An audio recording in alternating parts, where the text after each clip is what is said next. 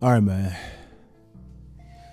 First of all, sorry for the little hiatus and all that stuff. I wanted to at least watch a few games, gather my thoughts, and come back with some real heat. Like, I ain't want to just keep making videos talking about every single moment, but that's besides the point, man. I'm back, and I'm ready to talk about these games. This finals quickly turned from a series where it looked like we were automatically congratulating Chris Paul and the Phoenix Suns for winning their first championship after 2 games, to now it looks like the Bucks can really win this series.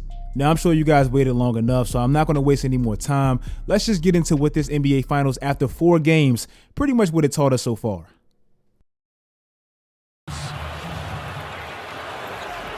That was one great block by Giannis. Chris Paul falls down and lost the ball. And you've got numbers right now if you're the Bucks. Holiday, Middleton, inside, he banks it home. Timeout, Phoenix.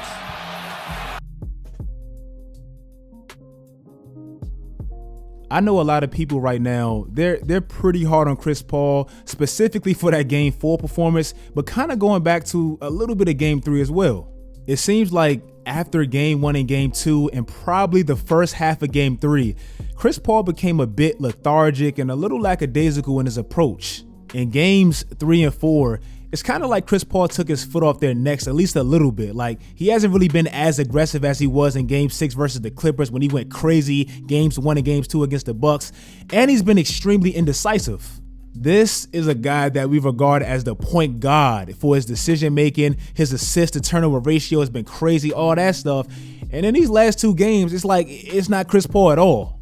I love CP3's game, and this playoffs, he has been rewriting a lot of his wrongs in the past and things like that. But let's be honest, a lot of his worst playoff performances have come in the most untimely moments, and this is kind of looking like another one. In those big moments where you need Chris Paul to be cutthroat and seal the deal and just take and seize the moment, he hasn't really been able to do it. And if he doesn't do it this year, bro, it's going to be the worst meltdown I've ever seen from a player of that caliber chasing his first ring. Now, even with that being said, on the optimistic side, I like to believe, this is a new Chris Paul, and he has avenged some of those bad playoff performances he had, at least in this playoffs. Against the Lakers, we all know he got injured and all that, and he probably had his worst series of his career, but nobody really cared because we all knew he was hurt. Then against Denver, he avenged that and probably had his best series of his career. Then in the Western Conference Finals, we all know he missed the first 2 games with the protocol and all that. Then he came back in Games 3 through 5. He was trash. He looked nothing like Chris Paul. Then in Game 6, he avenged that and had the best game of his career and punched his ticket to his first NBA Finals. I have faith that Chris Paul is going to play better because he has this playoffs. His game has been kind of inconsistent at times. He's been really off and then he's been really on. But if he doesn't, they don't win. Like, it's just that simple. Notice DeAndre Ayton was like damn near a ghost out there offensively without Chris Paul running the show and giving him his alley-oops and all that stuff because they're very reliant on Chris Paul's play. Also, I want to talk about Devin Booker. I think we all can agree that he's Kobe-like, and to me, last night's game, it damn near stamped it. Now, yes, and I've said this in the past multiple times, I can't stand these comparisons because they're so unfair. You're never going to remember your favorite player's worst moments. You're always going to remember his highlights. And when these current players don't kind of live up to those moments and all that stuff, you trash him and disqualify the comparison, which is just not fair. After Devin Booker struggled in Game 3 and really didn't play up to the level that we know he can play to, a lot of people ran to Twitter and laughed and trashed the comparison, saying, "Oh, I can't believe y'all compared this dude to Kobe. He nothing like Kobe," and all that. And bro, you just don't understand. I'm going to keep this as respectful as possible because I love Kobe. He's one of my favorite players of all time. RIP to the Mamba and all that. But Kobe didn't have the best NBA Finals performances. Like, just being honest, he didn't. He struggled at times too. This is Devin Booker's first NBA playoffs, and he's in his 5th season, and he's playing in his first NBA Finals at 24 years old.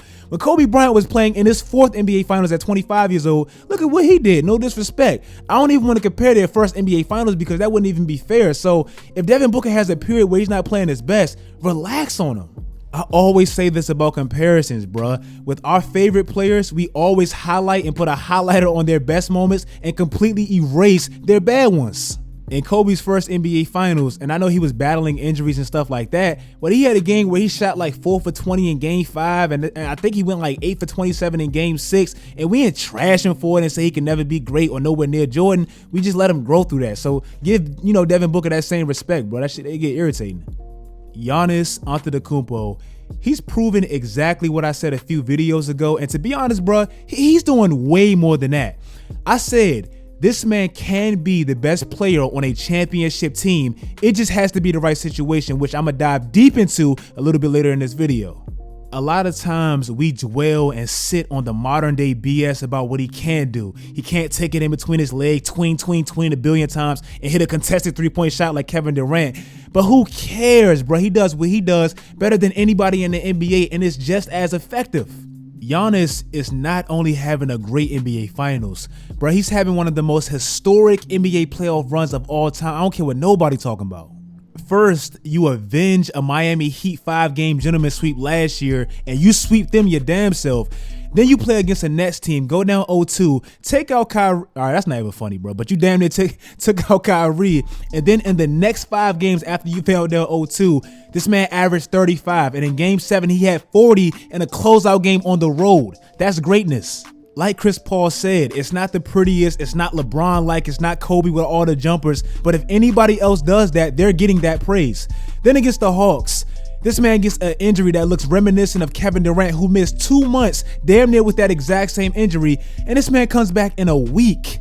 Then in the NBA Finals, when we pretty much all thought, damn, I hope Giannis is there, I hope he's healthy, all this stuff, he comes back and he looks like Giannis. I know today we're all comparing Giannis's game-saving block on DeAndre Ayton to LeBron's block on Iguodala and all that stuff, and deservingly so. But never forget about game 1 when he pretty much did the exact same thing LeBron did. It just wasn't that big of a moment, and they lost, so nobody really cares, but he still did it.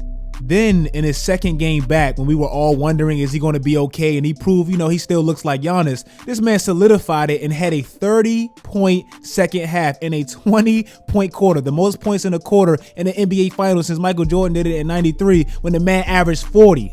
That alone is one of the greatest NBA Finals performances ever. They just lost and he didn't get any help, so it's not going to get that type of recognition.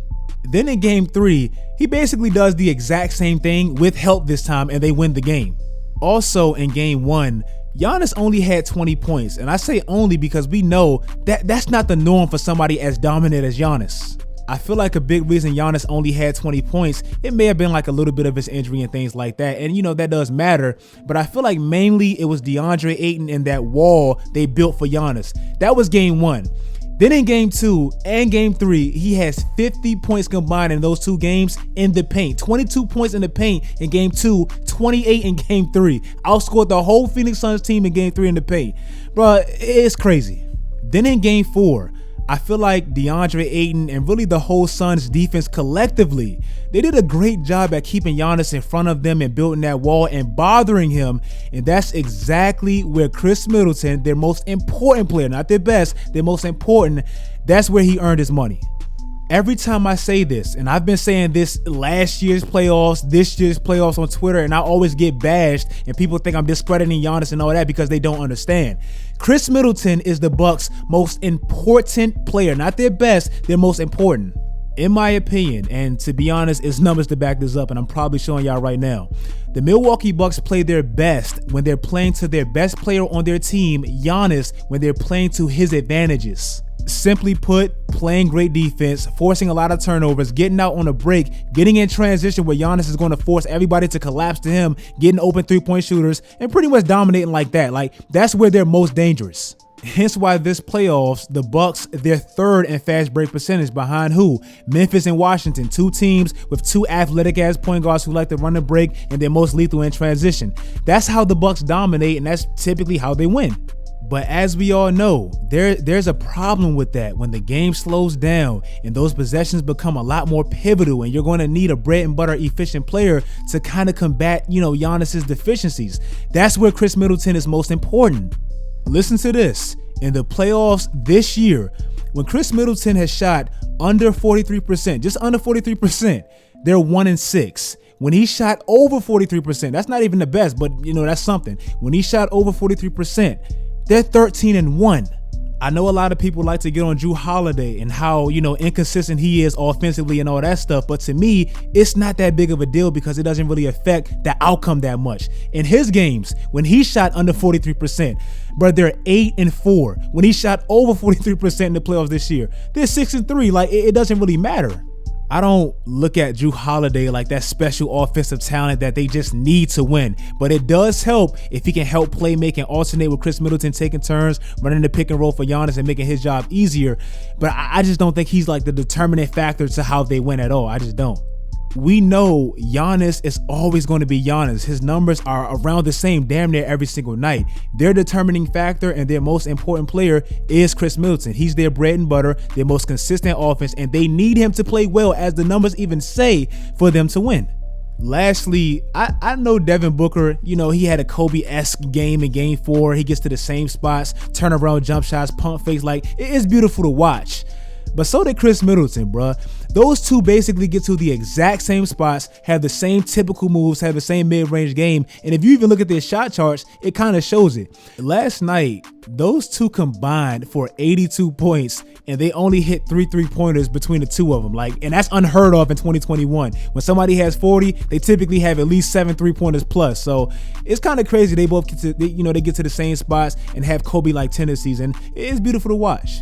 If you guys like this video, I'm recording this video from my mom's crib. I'm back visiting my mom. That's pretty much why I haven't been posting that many videos. I just had to give y'all this video because I've been watching these games, and I love talking about this stuff, bro. I had to get back on here and talk about this stuff. Like I said, like the video, follow my social media sites, do all that great stuff, guys. And until next time, as always, stay tuned.